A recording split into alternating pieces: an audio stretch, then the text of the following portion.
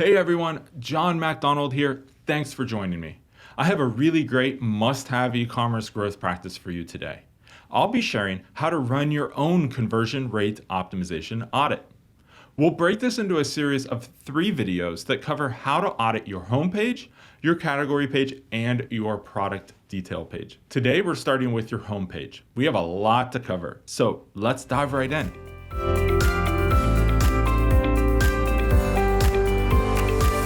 I'm willing to bet that you look at your e-commerce site almost every single day, and you're probably making updates, additions, or changes on a regular basis that work towards your business goals. When you work on something every day, it's easy to lose sight of what the cumulative effect of all of those small changes is on your broader customer experience. We tell our clients it's hard to read the label from inside the jar. How do you get outside of the jar? With a conversion audit. A conversion audit helps you see your customer's purchasing experience for what it truly is, not what you've been hoping to create over the last few months or years. In this video series, we'll cover what a CRO audit is and how to get started. Step by step, how to audit your homepage, category, and product detail pages. Why a CRO audit is a crucial growth practice. What exactly is a conversion rate optimization audit?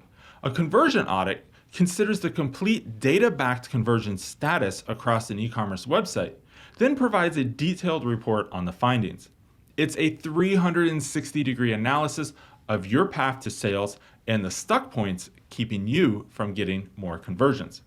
A proper audit should be the foundation of your conversion optimization process. During an audit, you should be catching any data collection bugs, correcting any analytics issues, and then collecting a wide breadth of data to inform insights across your website experience, including but not limited to Google Analytics, user testing, A/B testing, heat maps, click maps results, and such. Before you even get started with your CRO audit, we recommend looking at your site in a physically different way than you're used to. This will help you get outside the jar, as I mentioned earlier. Now, this typically means using a different browser, device, or just even a workspace that's different than you're used to. Most of the time, these small physical changes are enough to give you a bit of a fresh perspective.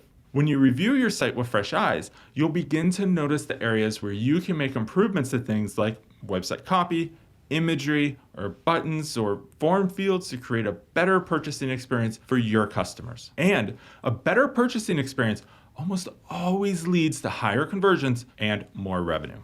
Now, you're ready to get started. Let's talk through exactly how you should audit the 3 most important pages of your site: the homepage, the category page, and the product detail page.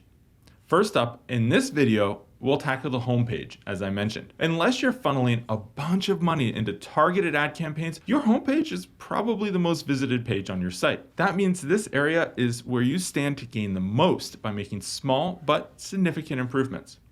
Your homepage has just 2 tasks: help prospective customers research their options and equip them to painlessly purchase the one that's right for them. If you make those as simple as possible, your conversion rate will increase. You'll bring in more revenue, customer satisfaction will improve, everybody wins. So how do you run a conversion audit on your homepage? We like to focus on 4 key areas. First up is first impressions. They say you only get 1 chance at a first impression, and more often than not, it's your homepage that makes this first impression for you. We like to start a CRO audit on the homepage by running what we call the 5-second test. When someone lands on your site, can they understand within 5 seconds exactly what you do and who your products are a good fit for? Please note that this is probably an area where you, your team, or even your immediate friends and family are way too familiar with the company to be objective. We recommend branching outside that close network. For a few folks at a Starbucks, maybe buy them a coffee or just try to get their unfiltered opinions. Another aspect of first impressions is always site speed. Does your site load quickly and without bugs or errors? Does it look at and perform the same on phones and tablets? What about on spotty Wi-Fi connections like those in the coffee shops I mentioned or at a hotel? Finally, are you using interruptive elements like pop-ups or full screen call to actions? These elements might improve lead generation or maybe grow your opt-in subscribers to your email list, but they do kill conversions. Imagine if you walked into a retail store and a salesperson jumped out in front of you and asked for your email address in exchange for a 10% off coupon. Wow, that's really cringy, right? If you really want to keep your pop-ups, we always recommend triggering them something like time on page, scroll depth, exit intent, instead of bombarding users with a discount or promotion right away that increases the bounce rate for the sake of email marketing. Next, let's talk about your site navigation. In general, we recommend keeping the number of elements in your primary navigation to 5 or less.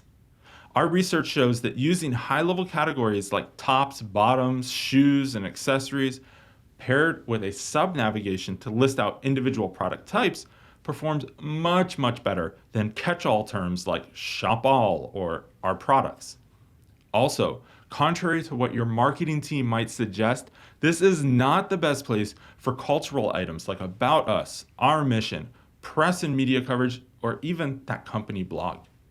In most cases, your customer has already encountered these messages through an ad, a product review, or social media post, so you've already won them over. They're at your site. It's time to stop marketing and start selling. There are plenty of opportunities to weave your brand story into headlines, product copy, and call to actions, so it's best if we reserve our navigation for shopping links. Ultimately, you want your navigation to be clear, concise, easy to use, and most importantly, oriented around your customers' natural preferences for browsing your product catalog. Next, let's take a look at your hero section. This is more valuable real estate that marketing teams love to fight for, and for a good reason. Our eye tracking heat maps show that the hero headline and call to action get the most attention from your website visitors. Unfortunately, most brands use this space to promote their latest product launch or current marketing campaign.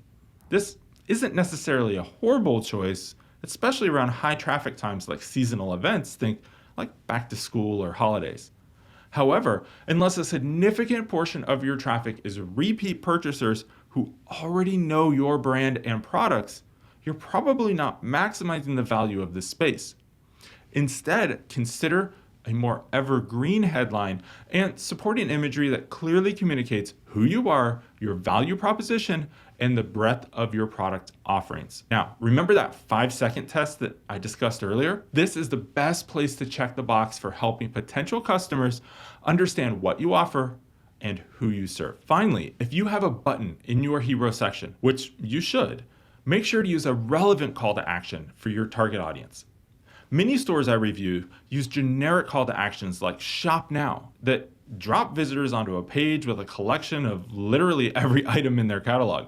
That's not guiding anyone down an intentional purchasing path. Instead, test a more direct call to action like shop all pants that tells the visitor exactly what to expect and ideally aligns closely with the images and the headline that are also presented in the hero section. Finally, let's talk about how to maximize the value of your website footer as you conduct your CRO audit. Now, this one is pretty simple, but I like to say that just because something is common sense doesn't mean it's common practice. For starters, if you want to make sure that you have a section in your footer specifically for product navigation. A handful of high-level categories is plenty to help shoppers move forward without having to scroll all the way back up to the primary navigation. Next, you'll probably want to have a column for utility links. These are things like shipping and return policies, privacy policies, terms and conditions, or FAQs. After that, you'll probably want to include a column for company links. This is where you can put pages like About Us, that press media, careers, rewards programs, or